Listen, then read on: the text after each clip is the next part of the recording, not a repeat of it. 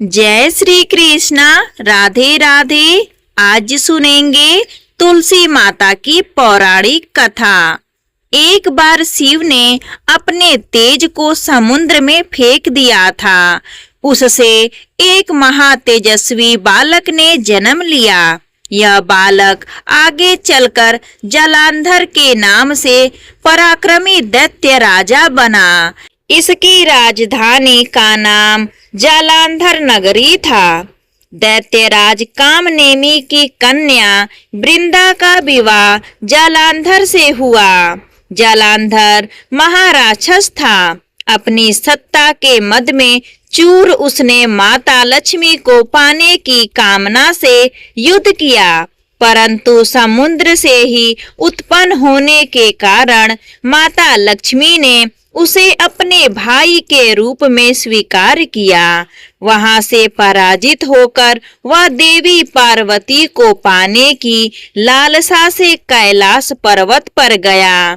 भगवान शिव का ही रूप धारण कर माता पार्वती के समीप गया, परंतु मां ने अपने योग बल से उसे तुरंत पहचान लिया। वहां से अंतर ध्यान हो गए और देवी पार्वती क्रोधित होकर सारा वृतांत भगवान विष्णु को सुनाया। जालंधर की पत्नी वृंदा अत्यंत तीव्रता पुत्री थी। उसी के पतिव्रता धर्म की शक्ति से जालंधर ना तो मारा जाता था और ना ही पराजित होता था। इसलिए जालंधर का नाश करने के लिए वृंदा के पतिव्रत धर्म को भंग करना बहुत जरूरी था। इसी कारण भगवान विष्णु ऋषि का वेश धारण कर वन में जा पहुँचे, जहाँ वृंदा अकेली भ्रमण कर रही थी। भगवान के साथ दो मायावी राक्षस भी थे, जिन्हें देखकर वृंदा भयभीत हो गई।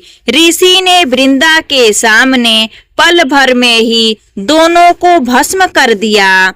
उनकी शक्ति देखकर वृंदा ने कैलाश पर्वत पर महादेव के साथ युद्ध कर रहे अपने पति जालंधर के बारे में पूछा। ऋषि ने अपने माया जाल में दो वानर प्रकट किए।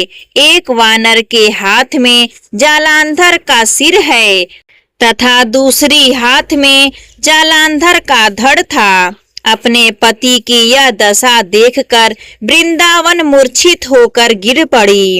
होश में आने पर उन्होंने ऋषि रूपी भगवान से विनती की कि वह उनके पति को जीवित करे। भगवान ने अपनी माया से पुनः जालंधर का सिर धड़ में जोड़ दिया, परंतु स्वयं भी वह उसी शरीर में प्रवेश कर गए। वृंदा को इस छल का जरा भी आभास नहीं हुआ।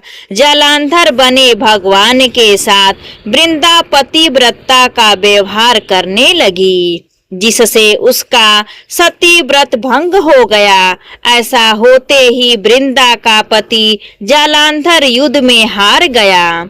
इस सारी लीला का जब वृंदा को पता चला तो उसने क्रुद्ध होकर भगवान विष्णु को हृदयहीन शिला होने का श्राप दे दिया। अपने भक्तों के श्राप को विष्णु ने स्वीकार किया और शालिग्राम पत्थर बन गए। सृष्टि के पालन कर्ता की पत्थर बन जाने से ब्रह्मांड में असंतुलन की स्थिति बन गई। यह देखकर सभी देवी देवताओं ने वृंदा से प्रार्थना की कि वह भगवान विष्णु को श्राप मुक्त कर स्वयं आत्मदाह कर लिया।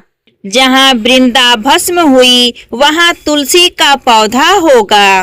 भगवान विष्णु ने वृंदा से कहा, हे वृंदा, तुम अपने सतीत्व के कारण मुझे लक्ष्मी से भी अधिक प्रिय हो गई हो। अब तुलसी के रूप में सदा मेरे साथ रहोगी।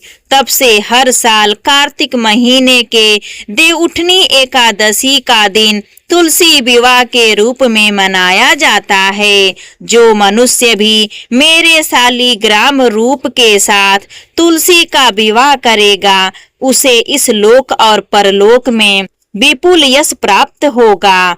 तो यह थी तुलसी माता की पौराणिक कथा। अगर आपको यह कथा अच्छी लगी हो तो प्लीज हमारे चैनल को सब्सक्राइब करें, वीडियो को लाइक करें, अपने दोस्तों के साथ परिवारों में इस वीडियो को ज्यादा से ज्यादा शेयर करें। धन्यवाद।